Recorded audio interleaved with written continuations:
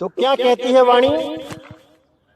ये कबीर साहब की वाणी है, बहुत प्यारी वाणी है और इस पर पूरा विवेक लगाना पड़ेगा, विचार करना पड़ेगा आपको, तब आपके बिल्कुल क्लियर हो जाएगा आपको कि ये 10वां द्वार, 11वां द्वार, 12वां द्वार ये क्या होता है।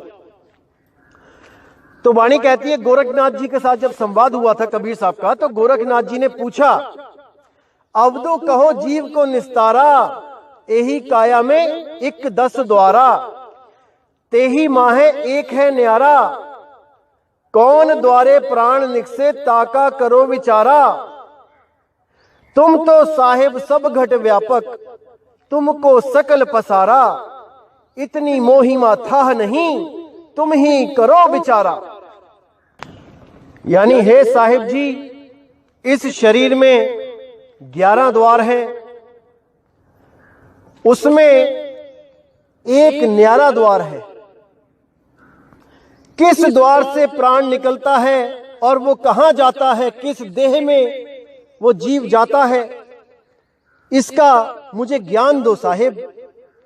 तुम तो सब घट में व्यापक हो, तुम्हारा ही सब पसारा है, घट घट में आप विराजमान हो, आप सब बातों को जानने वाले हो, सब तरह के ज्ञान को जानने वाले हो, मेरा संशय दूर करो साहिब, मुझे बताओ।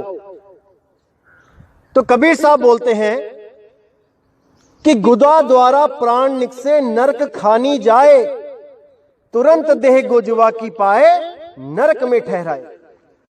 कि जिन लोगों के प्राण गुदा द्वारा निकलते हैं, लैट्रिन निकल जाती है जिनकी मरते हुए, वो नरक खानी में चले जाते हैं और तुरंत देह गोजवा की पाए, जो लैट्रिन में कीड़े होते हैं, उस जून को प्राप्त करते हैं और उस विष्ठा को ही खाते हैं, उस गंध को ही खाते हैं। ये उन लोगों का हाल है जिनकी मरते समय लैट्रिन निकल जाती है। फिर कहते हैं, मूत्र द्वारा प्राण निकसे जल खानी जाए, तुरंत देह मछली की पाए जल सूखे पछताए। अगर अंत समय में पेशाब निकल जाता है तो वो जीव पानी में जलचर मछली बन के जन्म पाता है और जल सूख जाने पर तड़प तड़प कर अपने प्राण त्याग देता है। तो आगे कहते हैं, मुख द्वारा प्राण निकले अन्न ढेरी जाए, तुरंत देह सो घुन की पाए अन्न में ठहराए। जिन लोगों के मरते हुए मुंह खुला रह जाता है, जीभ निकल आती है बाहर को, वो लोग अन्न में चले जाते हैं। जैसे आपने देखा होगा, आप गेहूं चावल खूब डब्बों में भर भर के रखते हो, उसको नहीं भी खोलते हो तब भी बिना खोले उसके अंदर कीड़े पड़ जाते हैं। कैसे पड़ जाते हैं? ये कोई डालने जाता है क्या? अपने आप ही पैदा हो जाते हैं। तो ये वो हैं भाई जिनके प्राण मुख से निकले, जिनकी जीभ निकल आई मरते हुए।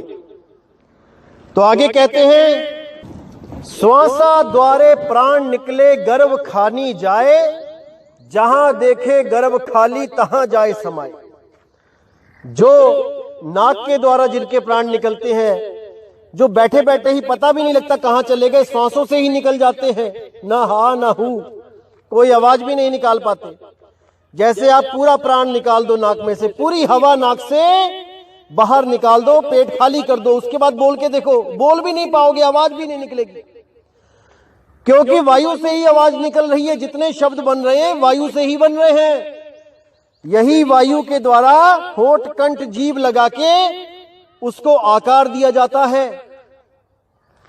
तो कहते हैं, श्वासा द्वारे प्राण निकसे गर्भ खानी जाए, जहां देखे गर्भ खाली तहां जाए समाए। यानी जो जानवरों के गर्भ में बैल, बकरा, कुत्ता, ऊंट, हाथी, गीदड़, शेर, सियार, इन लोगों के गर्भ में, इन जीवों के गर्भ में वो वास पाता है और 84 में भटकता है। फिर कहते हैं चक्षु द्वारा प्राण निकले अंड खानी जाए, तुरंत देह पक्षी की पाए स्वर्ग में मंडराए। जो भी आंखों से प्राण जिनके निकलते हैं, आंखें बाहर को आ जाती हैं, आंखें खुली रह जाती हैं अंत समय में, वो लोग अंडों में जाते हैं। कोई चील के अंडे में चला गया, कोई कबूतर के अंडे में चला गया, कोई कौवे के अंडे में चला गया, और वहां पर जाके पक्षी की देह को पाके स्वर्ग में मंडराए। स्वर्ग यानी ऊपर जो आसमान दिखाई दे रहा है वो स्वर्ग लोक है।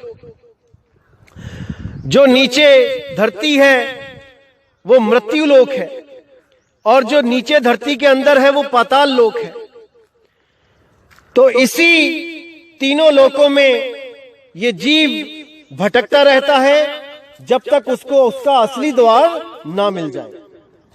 तो फिर कहते हैं श्रवण द्वारा प्राण निकले, भूत खानी जाए, देह धरी वह विदेह दर से रूखे में लपटाए। यानी जो लोग कानों के द्वारा निकलते हैं उनकी बहुत दर्दनाक मौत होती है, चीखते चिल्लाते मरते हैं, और उनको ये स्थूल देह भी नसीब नहीं होती। वो सूक्ष्म शरीरों में भटकते फिरते हैं एक पेड़ से दूसरे पेड़ पर। जैसे आपको पुरानी कहानियों में भी बताया जाता था कि जो भूत प्रेत होते हैं वो पीपल के पेड़ पे, बरगद के पेड़ पे होते हैं, आम के किसी पुराने पेड़ पे होते हैं। इसी तरह ये लोग जो कान से निकलते हैं ये पेड़ पेड़ पे भटकते फिरते हैं, लोगों को परेशान करते हैं, और इनसे छुटकारा पाने के लिए बहुत से लोग इन अघोरी बाबाओं के चक्कर में पड़ जाते हैं, इन भूत प्रेत निकालने वाले लोगों के चक्कर में पड़ जाते हैं, और हजारों लाखों रुपए बर्बाद करके महादुख पाते हैं। लेकिन फिर भी वो इनसे निजात नहीं पा पाते हैं। इन प्रेतों के चक्कर में सारी उम्र भ्रम में ही पड़े रहते हैं और अपना अनमोल जीवन नाश कर लेते हैं। जहां भी कोई कहता है कि उस बाबा के पास चले जाओ, उस बाबा के पास चले जाओ, वहां वहां धक्के खाते हैं, लेकिन फिर भी इस चीज से आजाद नहीं हो पाते हैं, क्योंकि ये भरम भूत सकल जग खाया।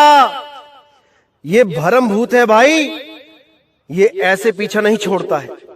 ये तब छोड़ता है जब आप सत्य शब्द में स्थिर हो जाते हो, जब आप सच्चे नाम का सिमरण शुरू कर देते हो, तब कोई भूत प्रेत आपके निकट नहीं आ सकता। लेकिन आपको पूरा विश्वास करके सिमरण करना पड़ेगा भाई, पूरा विश्वास करके। अगर 1% भी शंका होगी कि ये सिमरण करके ये बाधा हटेगी कि नहीं हटेगी, तो मेरे भाई नहीं हटेगी, क्योंकि आपके मन में 1% भी भ्रम है तो ये भ्रम भूत आपको दबोच लेगा। इसीलिए मैं हर बार कहता हूं कि 100% होके आओ भाई, जिसने भी आना है। अब कहते हैं 10वें द्वारे प्राण निकले, राज खानी जाए, और कुछ देर राज भोगे फिर पाछे पछताए। जो लोग 10वें द्वार से निकलते हैं, अब यहां पे दोस्तों एक चीज क्लियर करना चाहूंगा मैं। कुछ पंथ ऐसे हैं जो 10वें द्वार को ही क्या बता देते हैं, त्रिकुटी, दोनों आंखों के बीच में जो सुषमना नाड़ी है, इंगला पिंगला सुषमना, उसी को ही 10वां द्वार बता देते हैं। ये महामूर्खता है मेरे भाई, वो 10वां द्वार नहीं है, वो असली 10वां द्वार नहीं है, वो काल के द्वारा बनाया गया नकली द्वार है, जिसमें वो सबको भेजता है, सबको, किसी को नहीं बख्शता। उसी को गुप्त दरवाजा बताकर इंगला पिंगला सुषमना में एक अनंत सफर के लिए इस जीव को भेज देता है। ये एक ऐसी भूल भुलैया है कि जो जीव एक बार चला गया वो भाई निकल नहीं सकता, नहीं निकल सकता। तो जो भी जीव इसमें जाता है अंत समय में वो क्या करता है, वो प्राणों को इकट्ठा करके त्रिकुटी में से जाता हुआ ऊपर असली जो 10वां द्वार है उसको तोड़ता हुआ ऊपर ब्रह्मांड में चला जाता है। मैं फोटो शेयर करूंगा, आप ध्यान से देख लेना कैसे जीव इस 10वें द्वार को तोड़ता हुआ ऊपर चला जाता है और दोबारा इसी 84 में वापस आ जाता है। जो लोग प्राण योग करते हैं वो भी यही काम करते हैं, सारे प्राण को इकट्ठा करके अंत समय में ऊपर की तरफ चढ़ाकर असली जो 10वां द्वार है उसको तोड़कर आगे निकल जाते हैं और ब्रह्मांड की सैर करके दोबारा किसी गर्भ में चले जाते हैं। आप इस फोटो में बहुत अच्छी तरह देख सकते हैं कि कैसे 10वें द्वार को तोड़कर जीव बाहर निकल गया है और ब्रह्मांड की सैर कर रहा है। इसीलिए हिंदू धर्म में जब कोई मर जाता है तो उसके सिर पे लकड़ी से वार करते हैं, ठोक देते हैं, सिर को तोड़ देते हैं ताकि वो जीव इस द्वार से बाहर निकल जाए। अरे मेरे भाई, मरने के बाद नहीं ठोका जाना चाहिए, जीते जी वहां से निकलोगे तब बात बनेगी, तब आपको स्वर्ग, ब्रह्मलोक, सतलोक आदि लोक मिलेंगे, वरना वो भी नहीं मिलेंगे। अगर मरने के बाद क्रियाक्रम में अगर लकड़ी से सिर को तोड़ते हो तब ये प्राणों के द्वारा तोड़ के निकलना पड़ता है, प्राणों के द्वारा, तब बात बनती है। जो राजा की जून मिलेगी तब मिलेगी, स्वर्ग मिलेगा तब मिलेगा, ऐसे नहीं मिलेगा लकड़ी मार के। तो कहते हैं 10वें द्वारे प्राण निकले राज खानी जाए, कुछ देर राज भोगे फिर पाछे पछताए। वो पछताएगा, अगर वो सिर को फोड़ के भी निकलेगा, ऊपर को ब्रह्मांड में जाएगा, फिर पछताएगा, उसको मुक्ति नहीं मिलेगी। अब आगे कहते हैं सुरति द्वारा प्राण निकसे सत्य लोक ही जाए, शब्द निरखत जाए लोक ही कहे कबीर बुझाए। कि जो सुरती द्वारा प्राण को निकालेगा, कहने का मतलब सुरती जहां पर एंटर की थी उसी स्थान से जब सुरती वापस उसी शब्द में चली जाएगी जहां से वो जुदा हुई थी, इसी को सत्यलोक कहते हैं, इसी को शब्द का लखाव कहते हैं, इसी को शब्द की प्राप्ति कहते हैं। मेरे भाई, शब्द गुरु से बिछड़ी थी, शब्द गुरु में ही समा जाएगी। अरे सुरत समाए शब्द में, वाको काल न खाए। समझ जाओ मेरे भाइयों, समझ जाओ। इस अवस्था में प्राण और सुरति दोनों अलग हो जाते हैं, श्वास और सुरति अलग अलग हो जाते हैं। श्वास रह जाती है ब्रह्मांड में और सुरति आगे का रास्ता सफर तय करके हमेशा के लिए इन 5 तत्वों से न्यारी हो जाती है, अपने निज स्वरूप, अपने मूल ठिकाने पे पहुंच जाती है। इसी को मुक्ति पद कहा जाता है मेरे भाई, इसी को मुक्ति बोला जाता है।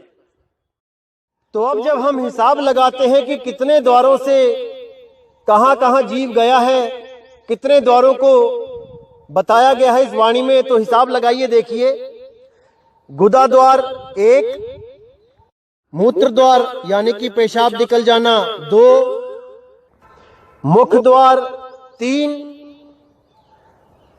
श्वासों का द्वार 2 नाक के छेद 3 और 2 5, चक्षु द्वार 2 आंखों के छेद 5 और 2 7, श्रवण द्वार कानों के छेद 7 और 2 9, 10वां द्वार जिसके द्वारा जीव राजा बनता है वो हो गया 10वां द्वार, जिसको रंभ द्वार भी बोल दिया जाता है। ये हो गए 10 द्वार। और जो 11वां द्वार है वो है सुरती शब्द मेल, जिसको बोला जाता है शब्द द्वार। शब्द बिना सुरत आंधरी, कहो कहां को जाए, द्वार न पावे शब्द का, फिर भटका खाए। तो 11वां द्वार है शब्द द्वार। जो शब्द का आपको भेद दिया जाता है, सुरती उसी शब्द में जब समाएगी तो वही शब्द एक तरह का द्वार बता दिया गया है कि तभी तो समाएगी। जब किसी कमरे में हमने जाना होता है, यानी हमें कमरे में समाना है, तो वहां पे एक दरवाजा होता है, लेकिन जब शब्द में सुरत समाएगी तो वहां पे कोई दरवाजा नहीं होगा। वो दरवाजे के बिना ही दरवाजा है, वो शब्द द्वार है। इसीलिए बोला गया है, दसहों द्वार नरक भर बूढ़े, तू गंदी को बेड़ो। यानी 10 द्वार से भी निकल जाओगे शरीर को त्याग के, तब भी तुम्हारी मुक्ति नहीं होगी, जब तक तुम्हें 11वें द्वार रूपी शब्द का लखाव करने वाला गुरु ना मिल जाए तो। और अगर आप त्रिकुटी को भी जोड़ोगे, जो इंगला पिंगला और सुषमना द्वार है, तो यही शब्द द्वार 11वें की जगह 12वां हो जाएगा। इसी को 12वां द्वार कहा जाएगा। लेकिन ऐसा नहीं है भाई, इंगला पिंगला सुषमना को 10वां द्वार नहीं कहा जाता है, उसको तीसरा तिल शिव नेत्र कहा जाता है, जिसके खुल जाने पर जीव भस्म हो जाता है। कोई मुक्ति नहीं मिल जाती उस द्वार के खुल जाने पर। यह इशारा बताया भी गया है कि जब शिव जी का तीसरी आंख खुल जाती है तो जीवों का नाश हो जाता है। इसी तरह अगर आपका सुषमना द्वार खुल गया तो आपका नाश हो जाएगा मेरे भाई, नाश। और ये जितने भी प्राण योगी गुरु हैं, ये सब सुषमना द्वार खोलने में ही तो लगे हैं। ये जीवों को यही तो समझा रहे हैं कि इस दरवाजे को खोल लो, इसी में रास्ता है। रास्ता शाहरग में है जाना के आने के लिए। मूर्ख बनाया जा रहा है, मूर्ख, और सब के सब मूर्ख बनने में लगे हैं। अरे इस दरवाजे को खोलोगे, शिव नेत्र को खोलोगे तो भस्म हो जाओगे, नाश हो जाएगा, नाश। समझ जाओ, समझ जाओ, समझ जाओ मेरे भाइयों। और जो लोग अपने इस स्थूल शरीर को छोड़कर सूक्ष्म शरीरों के द्वारा भ्रमण करते हैं 3 लोक में, उन लोगों को प्रेत जून दे दी गई है। वो प्रेतों की तरह भटक रहे हैं। उनके गुरुओं ने उनको जीते जी प्रेत बना दिया है भाई, प्रेत। जो लोग डींगे मारते हैं कि हम तो अपना शरीर छोड़ के अपने ही शरीर को देखते हैं बाहर निकल के उस शरीर से, और हम 3 लोक में सैर करते हैं अपने सूक्ष्म शरीर के द्वारा। अरे भाई, एक प्रेत में और आप में क्या फर्क रह गया? जब जीव कान के द्वारा निकलता है तो उसको एक सूक्ष्म शरीर दिया जाता है प्रेत का, और वो प्रेत जून 1000 साल की होती है। उसको भटकाया जाता है 1000 साल तक। अरे तुम्हें तो तुम्हारे गुरु ने जीते जी प्रेत बना दिया भाई। शरीर को त्याग के सूक्ष्म शरीरों में भटकना नहीं है, अपने रूप में समाना है, अपने रूप में, अपने निज रूप में। जिस गुरु को अपना निज रूप ही नहीं पता, वो आपको क्या बताएगा? अरे गुरुआ तो घर घर फिरे, कौड़ी केर 50, अपने रूप की खबर नहीं और शिष्य करण की आस।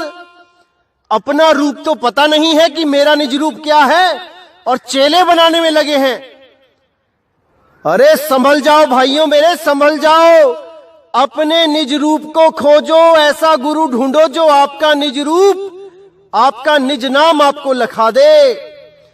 अरे एक छुड़ाए एक लखाए, तब प्राणी निज घर को जाए।